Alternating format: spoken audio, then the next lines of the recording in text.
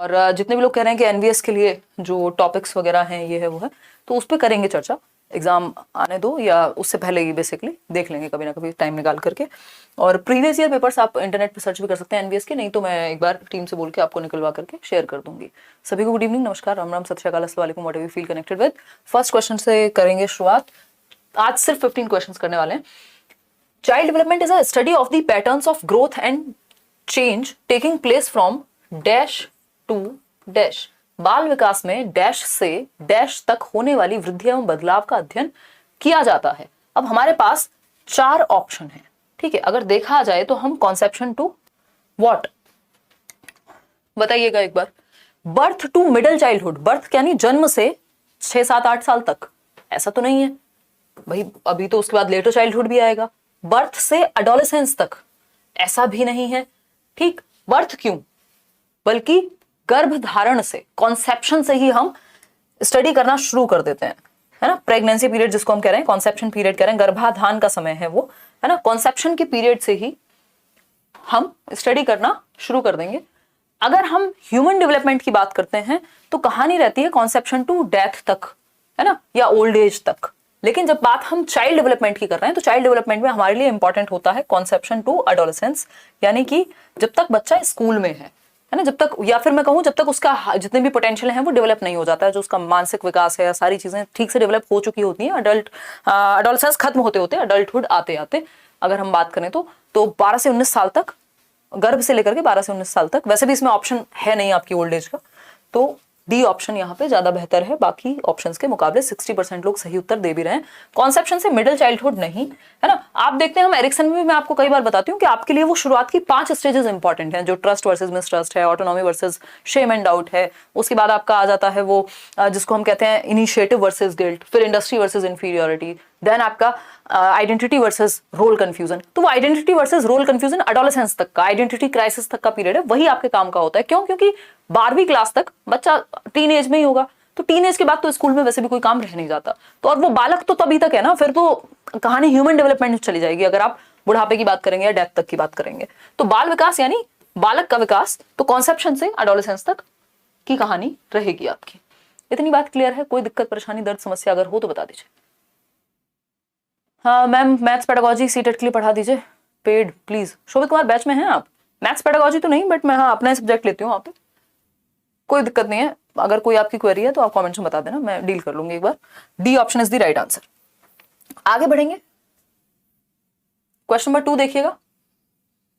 आप देख रहे हैं नॉर्मल क्वेश्चंस को कैसे घुमा घुमा के पूछा गया है इस बार, जबकि ये टॉपिक आप कब से पढ़ रहे हैं, डेवलपमेंट, है ना। क्वेश्चन नंबर 2 है जिसमें एक स्टेटमेंट है, नए जमाने के क्वेश्चन, असर्शन और रीजनिंग, यानी एक स्टेटमेंट है, एक कथन है और उसका तर्क दिया हुआ है। अब आपको 2 चीजें देखनी होंगी यहाँ पे, क्या कथन सही है, अगर कथन सही है तो क्या उसका रीजन सही है ना। एक पॉसिबिलिटी तो ये है, दूसरी पॉसिबिलिटी ये है, हो सकता है कथन सही हो रीजन सही ना हो। तीसरी पॉसिबिलिटी ये हो सकती है रीजन सही हो, या मैं कहूं रीजन अपने आप में स्टेटमेंट सही हो बट उस कथन के हिसाब से सही ना हो, कथन ही सही ना हो, है ना। आर इज ट्रू, ये हो सकता है ए ट्रू ना हो। स्टेटमेंट पढ़ते हैं, असर्शन पढ़ते हैं, progress and paths of development of children can not be predicted accurately, यानी कि बच्चों के विकास के मार्ग और प्रगति की सटीकता से हम पूर्वानुमान नहीं लगा सकते।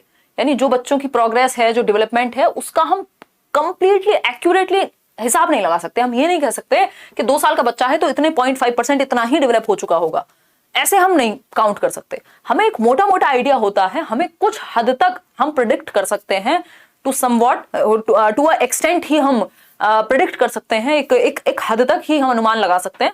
अदरवाइज डेवलपमेंट क्योंकि प्रोडक्ट है हेरिडिटी एंड एनवायरमेंट का, तो कौन बच्चा कब किस चीज में चेंज हो जाए आपको नहीं पता, तो पूरी तरह से एक्यूरेटली तो नहीं लगा सकते हम। ये बात बिल्कुल सही है कि जो प्रोग्रेस है और चेंज है डेवलपमेंट में, उसका 100% तो कोई भी आइडिया नहीं लगा सकता। कुछ हद तक हम उसके बारे में अंदाजा लगा लेते हैं कि चलो स्पोर्ट्स में अच्छा है तो हो सकता है अच्छा कर जाए, हो सकता है कल ना कर पाए, रीजन तो हो सकता है ना। फिर आता है reason, unique combinations of genetic and environmental factors can result in different paths of change, यानी ये जो यूनिक कॉम्बिनेशंस हैं, यूनिक कॉम्बिनेशन क्या है, सब में अलग होगी, ये यूनिक बनाता है हमें हेरिडिटी और एनवायरमेंट का इंटरेक्शन।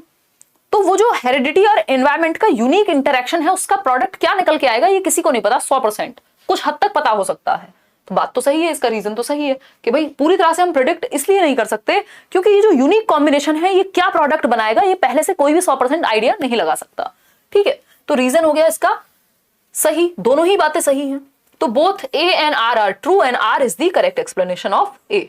ऐसा नहीं कह सकते कि आर जो है वो फॉल्स है, ऐसा है ही नहीं, दोनों फॉल्स हैं, ऐसा भी नहीं है। Both A and R are true but R is not the correct explanation, ऐसा नहीं है, वो ए को ही एक्सप्लेन कर रहा है आर कि इसलिए हम प्रिडिक्ट नहीं कर सकते क्योंकि यूनिक कॉम्बिनेशन है, यूनिक इंटरेक्शन है। ठीक है, अच्छा एक और चीज मुझे याद आई, आज स्पेशल एजुकेशन का रिजल्ट आया है पीआरटी का, तो जिन लोगों का रिजल्ट हुआ है या जो लोग अपनी स्टोरी शेयर करने में इंटरेस्टेड हो वो या तो ईमेल कर दें, नहीं तो मैं एक गूगल फॉर्म आज या कल में शेयर करूंगी टेलीग्राम पे, या इस वीडियो के नीचे भी बेसिकली गूगल फॉर्म का लिंक आ रहा होगा, उसमें भी आप फिल कर सकते हैं। तो आपको डिस्कशन के लिए बुलाया जाएगा अगर समय रहा या सारी परिस्थितियां ठीक रही तो। ठीक, चलिए ए option is the right answer. आगे बढ़ते हैं। आपका आपके किसी दोस्त का जिसका भी हुआ हो वो आप शेयर कर सकते हैं रिजल्ट।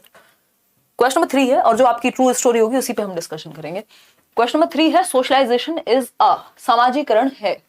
समाजीकरण क्या है? प्रक्रिया है समाज में कैसे बिहेव करना है उसकी। ठीक है, ऑल सब्जेक्ट की क्लास लगेगी, सीटेट तो आने दो, अभी तो इतना ऑलरेडी कराया हुआ है, अगर कुछ थोड़ा बहुत चेंज होता है तो उसको भी ध्यान में रख लेंगे ना। अगर हम बात करते हैं तो सोशलाइजेशन क्या है? Simple process of passing on customs and rituals of the society, यानी समाज के रीति रिवाजों को एक सरल रूप से आगे बढ़ाने की। सरल नहीं है, ये भी कॉम्प्लेक्स प्रोसेस है ना, ऐसा नहीं है कि बस ये रूल्स हैं और कुछ पानी पिलाया उसमें कुछ मिला करके रूल्स और इजीली आप में वो चले गए, है ना। तो सोशलाइजेशन भी उतना इजी नहीं होता कि सिंपल प्रोसेस नहीं है, कॉम्प्लेक्स है। Complex process that takes place in overt as well as covert manner, यानी कि एक जटिल प्रक्रिया है जो प्रत्यक्ष और अप्रत्यक्ष दोनों ही तरीके से टेक प्लेस करती है, यानी दोनों ही रूप में होती है। ओवर्ट और कोवर्ट क्या है? ओवर्ट मतलब बाहरी रूप से जो आप देख पा रहे हो, प्रत्यक्ष रूप से आपको कोई रूल बताया जा रहा है कि ऐसे बिहेव नहीं करते, आगे से ऐसे बात नहीं करनी, घर में ऐसे करेंगे, ये हुआ ओवर्ट। कोवर्ट क्या होता है? इनडायरेक्टली आपने देखा अपने भाई बहन को पापा मम्मी के लिए कुछ लाते हुए पहली बार नौकरी लगने पे, तो आपने सोच लिया कि मेरी भी लगेगी तो यार मैं भी कर दूंगा या करूंगी। ये क्या हुआ? कोवर्ट हुआ, इनडायरेक्टली आपने सीख लिया, छिपा हुआ, अप्रत्यक्ष। तो दोनों ही रूप से आप समाज में रहने के तौर तरीके, नियम कायदे कानून सीखते हैं। तो इसलिए सोशलाइजेशन क्या है, और हर इंसान कुछ अलग तरीके से सेम सिचुएशन को अडेप्ट कर सकता है, इसलिए कॉम्प्लेक्स है ना। तो B option is the right answer. अगर हम देख रहे हैं टेररिस्ट का भी तो सोशलाइजेशन किसी ना किसी तरह से हुआ ही होगा ना, तो कॉम्प्लेक्स प्रोसेस है, पता नहीं है कौन किस सेंस में ले जाए उस चीज को। ठीक, तो ये कॉम्प्लेक्स प्रोसेस है, ओवर्ट एंड कोवर्ट दोनों तरीके से होती है, प्रत्यक्ष और अप्रत्यक्ष दोनों तरीके से, यानी डायरेक्टली भी रूल सिखाए जा सकते हैं और इनडायरेक्टली भी आप सीख सकते हैं, किसी को देख करके, सुन करके या सबकॉन्शियसली। तो बी ऑप्शन यहाँ बिल्कुल पूरी तरह से सटीक है, 64% लोग सही उत्तर दे रहे हैं। बाकी सी ऑप्शन पढ़ लेते हैं। लीनियर प्रोसेस नहीं हो सकती। लीनियर का मतलब ये बस स्ट्रेट लाइन में चलेगी, भाई आज ये सीखा, कल वो चेंज हुआ, परसों कुछ और सीखा, फिर पीछे आए, फिर ठीक किया उसको। तो ये तो कॉम्प्लेक्स प्रोसेस है, स्पाइरल प्रोसेस हुई। Formal process that is planned by the family, ऐसा नहीं है कि सिर्फ फॉर्मल प्रोसेस है, सिर्फ परिवार ही सोशलाइजेशन सिखाता है। परिवार प्राइमरी एजेंट है सोशलाइजेशन का। आप स्कूल में भी सोशलाइजेशन सीखते हैं, आप हॉस्पिटल में भी सोशलाइजेशन सीखते हैं, आप लाइब्रेरी में भी सोशलाइजेशन सीखते हैं, आप टीवी से भी सोशलाइजेशन सीखते हैं, आप दोस्तों से भी सोशलाइजेशन सीखते हैं कि कैसे कहाँ रहा जाता है। हर जगह का अपना एक तौर तरीका, नियम कायदे कानून है। तो B option is the right answer. आगे बढ़ेंगे क्वेश्चन नंबर 4 पर। देखिएगा, जवाब दीजिएगा। For children who are in formal operational stage teachers should, पहले ही बना लिया करो बोल, यानी कि वो बच्चे जो फॉर्मल ऑपरेशनल स्टेज में है ना, वो बच्चे जो अमूर्त संक्रियात्मक अवस्था में है, प्याजे की लास्ट स्टेज है ये, 11 से 14-15 वर्ष तक, या 11 एंड अबव भी कई बार हम कह देते हैं। तो इनको कैसे पढ़ाया जाना चाहिए? आपको पता है ये वो स्टेज है जहां अमूर्त संप्रत्यय यानी एब्स्ट्रैक्ट कॉन्सेप्ट्स बच्चा सीख पाता है। बात तो सही है ना।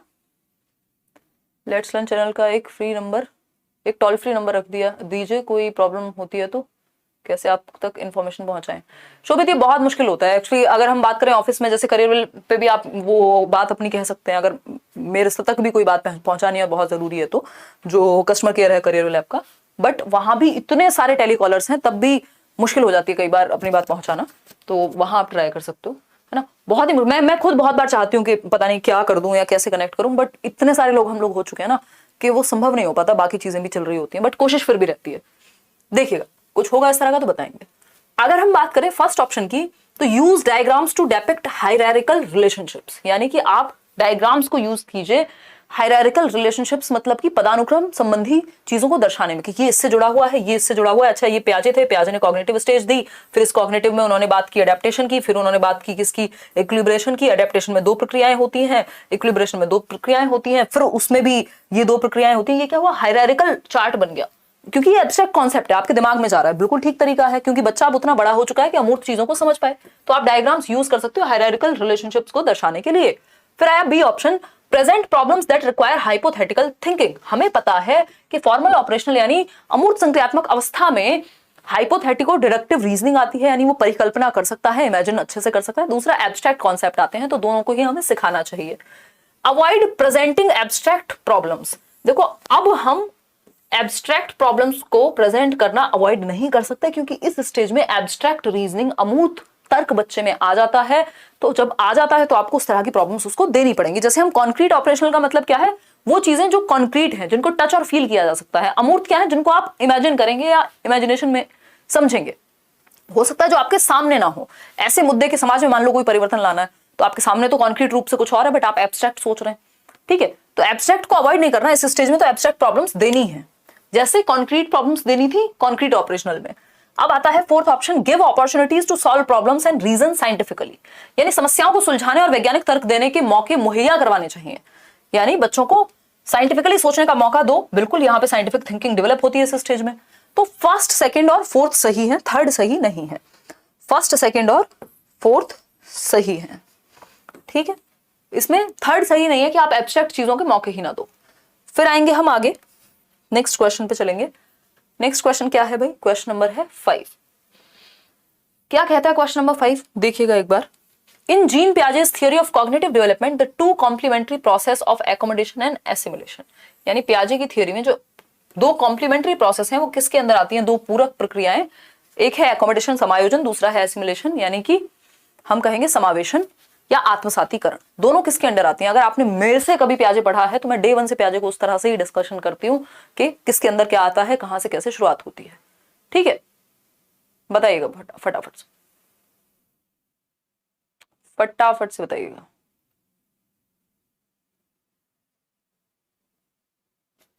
चलिए, ए ऑप्शन 72% लोग कह रहे हैं। बिल्कुल, अडेप्टेशन के अंदर एसिमुलेशन और एकोमोडेशन दोनों ही प्रक्रियाएं आती हैं, तो कॉम्प्लीमेंट्री प्रोसेसेस हैं दोनों की, ठीक है। अडेप्टेशन में आपका एसिमुलेट करना और एकोमोडेट करना, वो चार्ट पियाजे का अगर आपने कभी भी डिस्कस मतलब देखा है तो आप समझ गए होंगे, ठीक है। ये तो वाइगोस्की का कॉन्सेप्ट है, इस पे एज सच डायरेक्टली बात नहीं हुई है, बट ये पियाजे से जोड़ सकते हो।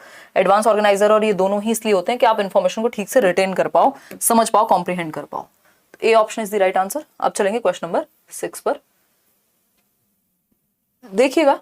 While Jean Piaget gives importance to dash in children's learning, Lev Vygotsky considers dash to be important। यानी पियाजे किस चीज को महत्व देते हैं और वाइगोस्की किस चीज को महत्व देते हैं, फटाफट से बताइएगा। 4 ऑप्शन आपके सामने है, पोल भी आपके सामने है।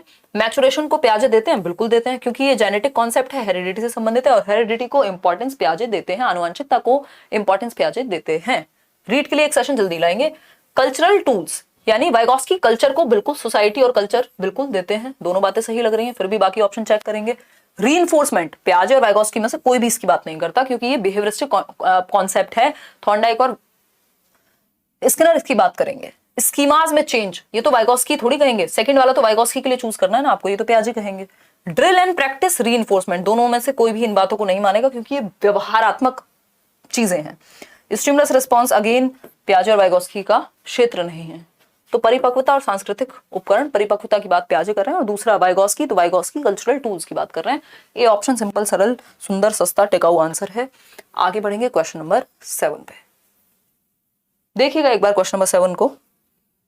According to Lev Vygotsky, which of the following is not an appropriate pedagogy to promote cognitive development, यानी कौन सा एक तरीका, कौन सा एक शिक्षण शास्त्रीय तकनीक या प्रणाली सही नहीं है संज्ञानात्मक विकास को बढ़ावा देने के लिए। संज्ञानात्मक विकास यानी हमारे दिमाग, हमारे संज्ञान, हमारी मानसिक क्षमताओं का, हमारे बौद्धिक विकास, जिसमें सोचना, समझना, सीखना, इमेजिन यानी कल्पना करना, समस्या समाधान, डिसीजन मेकिंग, प्रॉब्लम सॉल्विंग, ये सभी चीजें, मेमोरी आपकी आ जाएंगी। जो भी चीजें दिमाग से होती हैं वो सब कॉग्निटिव में आती हैं। तो कौन सा एक तरीका कॉग्निटिव डेवलपमेंट के लिए सही नहीं है। गाइडेड एक्सचेंज होता है, और वाइगोस्की के अनुसार पूछा है कि वाइगोस्की किसको सही नहीं मानेंगे।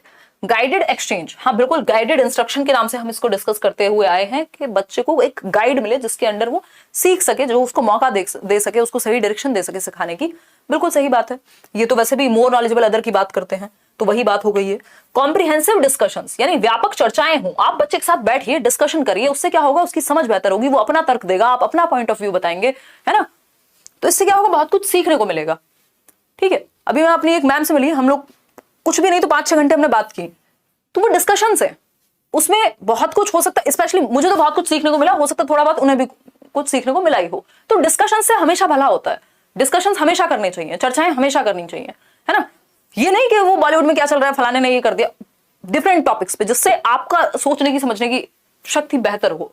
तो वाइगॉस्की बिल्कुल कहते हैं कि एक मोर नॉलेजेबल अदर के साथ अगर आप इन्वॉल्व हैं, डिस्कशन में हैं, तो आप बहुत कुछ सीखेंगे। ठीक, फिर आता है कोलैबोरेटिव लर्निंग, यानी सहयोगात्मक अधिगम, यानी जब आप साथ में मिलकर के सीख रहे हो। रिप्रोडक्शन एंड रिकॉल, यानी दोहराव व स्मरण करना। इसकी बात वाइगॉस्की नहीं करेंगे कि जस्ट आपने क्या किया, जो रट्टे लगाए उसी को रिप्रोड्यूस कर दिया, रट्टे लगाए और उसी को प्रोड्यूस कर दिया, उसी को आपने दोहरा दिया। इससे किसी का भला नहीं हो रहा, इससे रट्टाफिकेशन, रोट मेमोरी का भला होगा सिर्फ। तो D option is the right answer, क्योंकि यही गलत है। सही है क्योंकि पूछा ही गलत है, सिंपल है। आगे बढ़ेंगे, चलें आगे। क्वेश्चन नंबर 8 देखिएगा एक बार, क्वेश्चन नंबर 8 देखिएगा। क्वेश्चन नंबर 8 है कैरल ग्लिगन। कैरल ग्लिगन एक महिला थी, कोहलबर्ग की ही स्टूडेंट थी, और कोहलबर्ग को ही इन्होंने क्रिटिसाइज किया। ये उनकी थियरी से सहमत नहीं थी कुछ पॉइंट्स पे। ठीक है, देखिएगा एक बार, फटाफट से समझिएगा इसको। कमेंट्स पढ़ने का प्रयास मैं करती हूं। बीएड सीटेट के लिए भी है क्या, है क्या कहना क्या चाहते हो?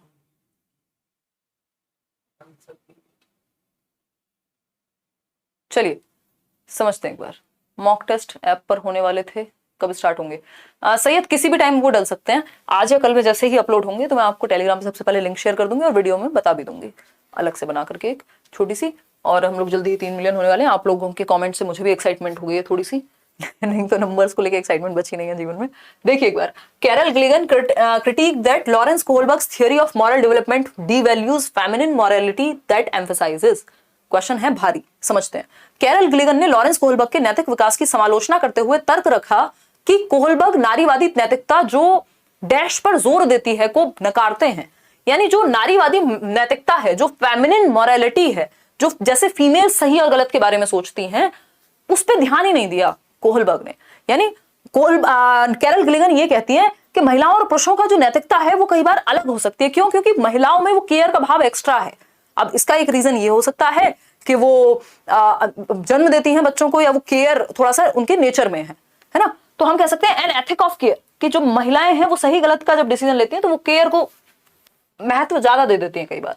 तो देखभाल की नैतिकता, या इसको ये इन्होंने सीधा सीधा ट्रांसलेट करते हैं, इस बार पूछा हुआ क्वेश्चन है ये। ठीक है, तो एन एथिक ऑफ केयर, कि केयर का एस्पेक्ट इग्नोर्ड था। जो कोहलबर्ग ने थियरी दी उसमें सिर्फ मेल पर्सपेक्टिव को ध्यान में रखा गया, फीमेल पर्सपेक्टिव के लिए सही और गलत अलग हो सकता है। बाकी चीजें यहाँ मैटर नहीं करती। कैरल ग्लिगन ने इनको एक ही आधार पे इस थियरी को जेंडर बायस कहा है कि फीमेल्स को इसमें ध्यान में नहीं रखा गया और फीमेल्स की मॉरलिटी अलग हो सकती है क्योंकि वो केयर को ध्यान में रखती हैं जवाब देते समय। तो ए option is the right answer. जितने भी लोग बाकी ऑप्शन, इसमें बहुत गलतियां की हैं आपने। क्वेश्चन नंबर 9, एक बार कोहलबर्ग की थियरी पढ़ लेना, मैंने बताया हुआ है।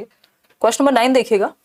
हार्वर्ड गार्डनर, यानी Harvard gardener frames of mind, MI की बात की है इन्होंने, मल्टीपल इंटेलिजेंस, पहली बुक 1983, फ्रेम्स ऑफ माइंड नाम की पुस्तक। अभी कुछ टाइम पहले ही इनका देहांत हुआ है, अमेरिकी थे।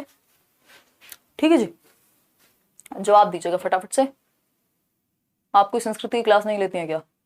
सोनम पढ़ाती हूँ मैं सुबह सुबह 5 बजे मजाक कर रही हूँ, नहीं मैं संस्कृत क्लास नहीं लेती हूँ, संस्कृत बस पढ़ सकती हूँ, थोड़ा बहुत समझ में आ जाएगा, है ना। करियर लैब पे शायद वो लेते हैं, अरुण सर पढ़ाते हैं शायद संस्कृत, नहीं तो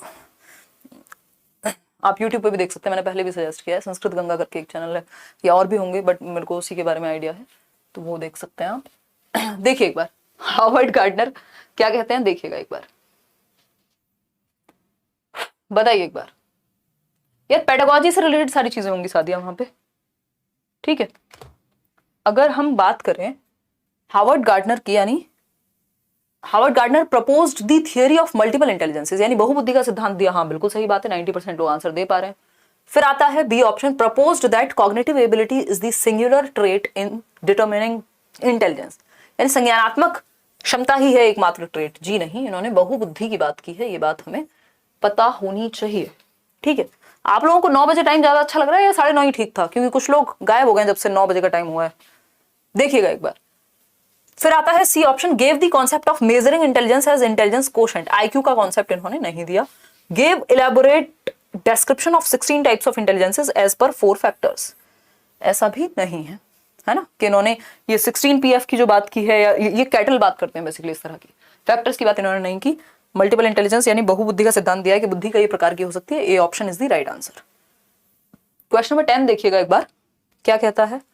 according to National Education Policy NEP 2020, the emphasis of education should be on, यानी राष्ट्रीय शिक्षा नीति 2020 के अनुसार शिक्षा का बल या शिक्षा को किस चीज पे जोर देना चाहिए। कॉन्सेप्चुअल अंडरस्टैंडिंग, एनईपी से खूब क्वेश्चन आए, एनईपी पे अलग से एक सेशन में लूंगी। 9 बजे ही अच्छा है मैम, चलो एक पोल देंगे लास्ट में, सेशन जब खत्म होने वाला होगा तब आप बताना कि 9 बजे अच्छा है कि 9:30। सुबह सुबह मैं गायत्री मंत्र पढ़ाती है, हाँ एग्जैक्टली, बिल्कुल गिल्लू आप सही समझे, जो संस्कृत में पढ़ाती हूँ सुबह सुबह गायत्री मंत्र। हमारे स्कूल में जब मैं बुलंदशहर में थी तो आधे पौने घंटे की, आप पता नहीं कितनी देर की प्रेयर होती थी, उसमें सरस्वती वंदना, उसमें पता नहीं वो पृथ्वी मंत्र, दुनिया भर के मंत्र होते थे। अब तो थोड़े बहुत तो मैं भूल भी गई होंगी शायद, बट याद आ जाएंगे, है ना। तो सुबह सुबह गायत्री मंत्र होता है, यहाँ सरस्वती वंदना होगी 5 बजे, और संस्कृत पढ़ेंगे हम उस तरह से। और एक और चीज होती थी वो कराग्रे वस्ते लक्ष्मी, कुछ तो होता था ना, बहुत सारे मंत्र होते थे, सब याद आ गया मेरे को एक ही मिनट में। चलो आ जाओ। तो according to National Education Policy 2020, the emphasis of education should be on, बताइए।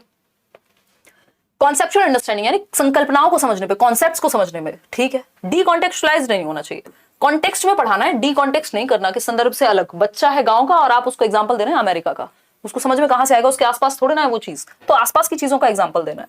रोट लर्निंग, रट्टा नहीं लगवाना। लर्निंग फॉर एग्जाम्स यानी सिर्फ एग्जाम्स के लिए पढ़ाएंगे तो बच्चे बर्बाद वैसे ही हो जाएंगे। तो कॉन्सेप्चुअल अंडरस्टैंडिंग यानी संकल्पनाएं, उसका कॉन्सेप्ट्स बेहतर हो। राष्ट्रीय शिक्षा नीति ये कहती है बच्चे की भले की बात करेगी राष्ट्रीय शिक्षा नीति। आगे बढ़ेंगे नेक्स्ट क्वेश्चन पे। क्वेश्चन नंबर 11 है आपका, देखिएगा एक बार। In a child centred education learning takes place primarily, यानी जो बाल केंद्रित शिक्षा है वहां पे जो लर्निंग है वो कैसे होती है, भाई बच्चे को केंद्र में रख के होगी, जहां बच्चा एक्टिव होगा वही बाल केंद्रित है ना। लाइक शेयर करना भूल जाते हैं आप लोग। पहला ऑप्शन है through direct instruction by the teachers, यानी शिक्षकों द्वारा प्रत्यक्ष निर्देश देने से होगी। फ्रॉम द टेक्स्ट बुक्स, पाठ्य पुस्तकों से, पैसिव लिसनिंग से, या एक्सप्लोरेशन से। देखो बच्चा चारों में जहां एक्टिव है वही बेस्ट आंसर है। शिक्षकों द्वारा प्रत्यक्ष निर्देश, शिक्षक ज्यादा एक्टिव है, पाठ्य पुस्तक ज्यादा एक्टिव है, निष्क्रिय हम बच्चे को कर ही नहीं सकते, तो एक ही ऑप्शन में बच्चा एक्टिव नजर आ रहा है, विविध स्रोतों का अन्वेषण करके, यानी by exploration from diverse sources. बच्चा यहाँ एक्टिव होगा जब वो अलग अलग सोर्स से, वो गूगल से भी समझने की कोशिश कर रहा है, वो कोई वीडियो भी देख रहा है, वो कोई किताब भी पढ़ेगा, वो अपने अनुभव से भी बात करेगा, वो किसी से डिस्कस भी कर सकता है, मल्टीपल सोर्सेज से वो समझने का प्रयास करेगा, तो बच्चा एक्टिव है। D option is the right answer. जहां बच्चा एक्टिव है, बच्चा सेंटर में है, वही चाइल्ड सेंटर्ड एजुकेशन है। क्वेश्चन नंबर 12 देखिए एक बार, देखिएगा। अजर्शन यानी कि एक कथन है और उसका एक रीजन है। Children begin to get cues on how to behave in gender appropriate ways from the stage of infancy only, यानी बच्चों को लिंग उपयुक्त व्यवहार के संकेत शैशवावस्था के चरण से ही मिलने शुरू हो जाते हैं। उनके लिए खिलौने लाएंगे तो लड़कियों के लिए अलग खिलौने, लड़कों के लिए अलग खिलौने, लड़कियों के लिए अलग कपड़े, लड़कों के लिए अलग कपड़े। मतलब शैशवावस्था से, जन्म से 2 वर्ष में ही हम कर देते हैं क्या कि उनको कैसे बिहेव करना है, लड़के और लड़कियों को जेंडर रोल्स में बांधने की प्रक्रिया वहीं से शुरू हो जाती है। बात तो सही लग रही है ना। 9:30 ही रहने दीजिए, खाना बनने का टाइम मिल जाता है, खाना बना रही हूँ, आपकी क्लास भी ले रही हूँ। निक्की बहुत दर्द भरी बात है यार, काफी रिस्पॉन्सिबिलिटी हो गई है। तो चलो हम देखते हैं, आज पोल देंगे, जिसकी ज्यादा वोट्स होंगे वही फाइनल टाइम कर देंगे, ठीक है। चलिए आ जाइए। अगर हम बात करें तो इसका रीजन दिया है, isolation and deprivation of social experiences in childhood can cause irreparable damage to children, यानी बचपन में अलगाव व वंचित होने के सामाजिक अनुभव बच्चों में अपूर्णीय क्षति कर सकते हैं। यानी बच्चे को अगर अलग थलग रखा आपने बचपन में, आपके कारण ही पेडागोजी का डर खत्म हुआ है। Thank you so much. अरे बहुत बढ़िया शोभित, बेहतर करेंगे आप। देखिएगा, आइसोलेशन एंड डेप्रिवेशन, अगर बच्चों को अलग थलग रखा जाए, उसको लोगों से मिलने का, उससे प्यार ना किया जाए, उसको केयर ना की जाए, तो क्या होगा, इसके बहुत ही खतरनाक परिणाम हो सकते हैं। बड़े होकर के वो हो सकता है डिप्रेस्ड फील करे, अलग थलग महसूस करे, खुशी उसकी कम हो जाए, क्योंकि सोशलाइजेशन से हैप्पीनेस भी तो आती है ना। हम जब सोशल बींग्स हैं, हम सोशल एनिमल्स हैं, अरस्तू ने कहा है, तो लोगों में घुल मिल के हमें अच्छा लगता है। देखो ये बात सही है, बट ये इसका रीजन नहीं है कि जो जेंडर की बात हो रही थी सोशलाइजेशन पे ले आए, है ना, कि जेंडर एप्रोप्रिएट वेज बचपन से शुरू हो जाते हैं, बात तो सही है, लेकिन सोशलाइजेशन इसका रीजन कैसे हो सकता है? ये भी सही है, बट इसका रीजन सही नहीं है। ये कुछ और बात है, ये कुछ और बात है, दोनों अपनी अपनी जगह सही कह रहे हैं, बट इसका रीजन ये नहीं हो सकता कि जेंडर अप्रोप्रिएट रोल्स बचपन से सिखाए जाते हैं और सोशलाइजेशन में अगर अलग थलग रखा जाए बच्चे को तो दिक्कत हो जाएगी। दो अलग बातें हैं ये। तो ए और आर दोनों ट्रू है, आर एक्सप्लेनेशन नहीं है ए की। तो A, both A and R are true, but R is not correct explanation of A. मतलब आप लोग ना, आपने रट लिया है ऐसा लग रहा है। जैसे ही असर्शन और रीजनिंग का क्वेश्चन आता है, आप कहते हैं दोनों सही है और आर इसकी करेक्ट एक्सप्लेनेशन भी है, क्योंकि इसमें सोचना नहीं पड़ता ज्यादा, है ना। तो इसका आंसर बी होगा कि दोनों सही है, बट आर सही रीजन नहीं है ए का। कथन जो है वो उसका रीजन, उसका कारण नहीं है, जो कारण दिया हुआ है वो कथन का कारण नहीं है, वो इंडिपेंडेंटली सही है। क्वेश्चन नंबर 13 देखिए, teachers should detail the assessment of the child to the parents so that, यानी शिक्षकों को बच्चों के मूल्यांकन का विवरण उनके अभिभावकों को देना चाहिए। यानी जब पेरेंट टीचर मीटिंग हो रही है तो बच्चों को टीचर्स क्या करें, अपने बच्चों के, जो उनके बच्चे हैं पेरेंट्स, यानी बच्चे हैं पेरेंट्स नहीं, जो बच्चे हैं पेरेंट्स के, है ना, उन पेरेंट्स को बताया जाना चाहिए, उनके अभिभावकों को बताया जाना चाहिए कि वो कैसे सीख रहे हैं, है ना। इसमें कंफ्यूज क्यों हो गए? ध्यान से पढ़ना था ना, समझे रितु पटेल? देखिए, अगर हम बात करें तो parents can correctly identify the label given to the child. Label नहीं देना, इसका मतलब ये नहीं है आपने मूल्यांकन करके अगर पेरेंट्स को बताया तो ये बता दिया आपका बच्चा तो खराब है, आपका बच्चा तो अच्छा है। आपको ये बताना है कि वो सीख रहे हैं। शिष्टा कह रही है you are world's best teacher. आंसू आ गए मेरे ये सुन के, थैंक यू सो मच। देखिए, the parents can gain an understanding into what and how the child has been learning, यानी कि अभिभावकों की अपने बच्चे के सीखने क्या और कैसे सीखते हैं इसके बारे में समझ बने। अभिभावकों को पता हो कि उनका बच्चा कैसे सीख रहा है, कैसे सीखता है और कैसे उस पर काम किया जा सकता है। बिल्कुल सही बात है ना, बिल्कुल सही बात है। ऐसा थोड़ी, अब कई पेरेंट्स तो ये कह देते हैं आजकल स्कूल्स में जाके, जी आप ही देख लो, या ट्यूशन वाले को बोल दिया खुद ही देख लो, हमें कोई मतलब नहीं है ना। ऐसे नहीं होगा, तो उनको भी पता हो कि वो कैसे सीखता है, सीख रहा है। The parents can know what all their children can not do. सिर्फ इसमें ये नहीं होता कि क्या नहीं कर सकता, क्या करता है वो भी बता सकते हो क्या कर सकता है। डी ऑप्शन है, the parents can compare their child to, दूसरे बच्चों से कंपेयर नहीं करना होता, अपने ही बच्चे की प्रीवियस जो उसकी परफॉर्मेंस रही है, बच्चे को आप खुद से कंपेयर कर सकते हो कि वो कल कैसा था, कल कैसा हो सकता है, आज कैसा है।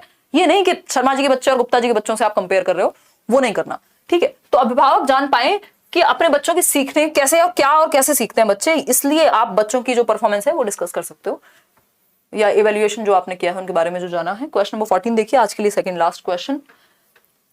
क्वेश्चन 14 है, to ensure retention of students from socio economic backgrounds, socio economically disadvantaged groups, यानी सामाजिक आर्थिक रूप से वंचित समूह वाले बच्चों को अगर आपको स्कूल में रखना है, रिटेंशन उनका, कि वो स्कूल छोड़ के ना जाएं, तो आपको क्या करना चाहिए। सामाजिक आर्थिक मतलब उनको वैसे ही हाशिए पे रखा गया, समाज में बहुत ज्यादा इंपॉर्टेंस नहीं मिली, आर्थिक रूप से वो बहुत ज्यादा मजबूत नहीं है, तो ऐसे बच्चों को अगर आपको पढ़ाना है या स्कूल में रखना है तो उसके लिए आप क्या करें?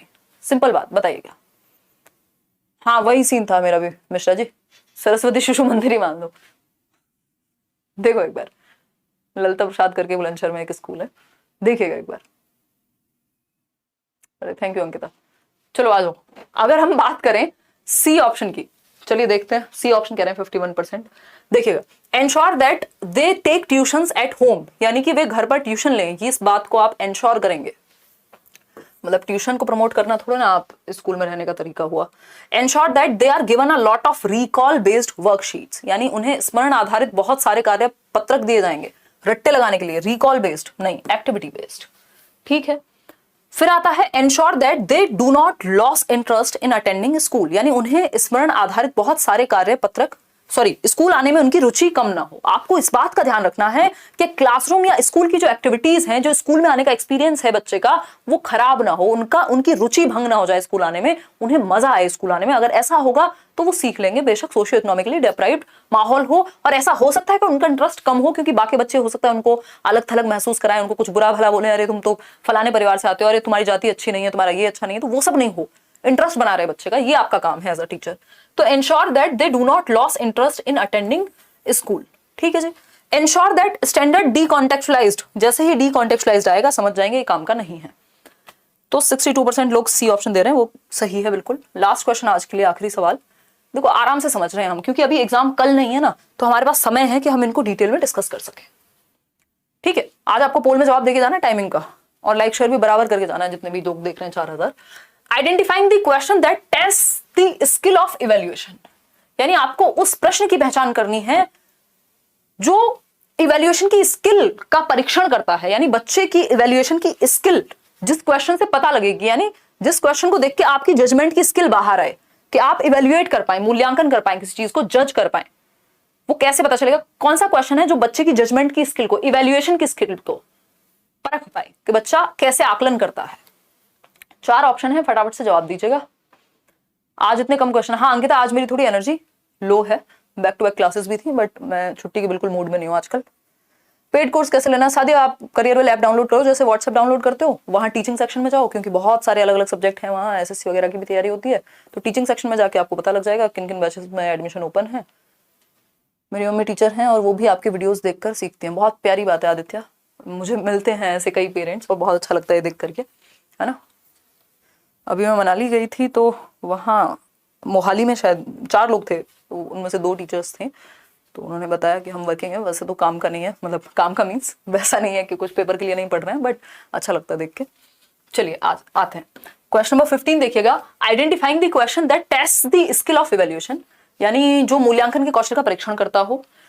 ऑप्शन ए है, in what ways are the books you read today different from the Rigveda, यानी आज जो आप पुस्तकें पढ़ते हैं वो ऋग्वेद से किस प्रकार भिन्न है। ये आपने बच्चों से, देखो ये क्वेश्चंस बच्चों से पूछने हैं और फिर पता लगाना है कि किस क्वेश्चन के द्वारा बच्चों की इवैल्यूएशन की स्किल बाहर आएगी।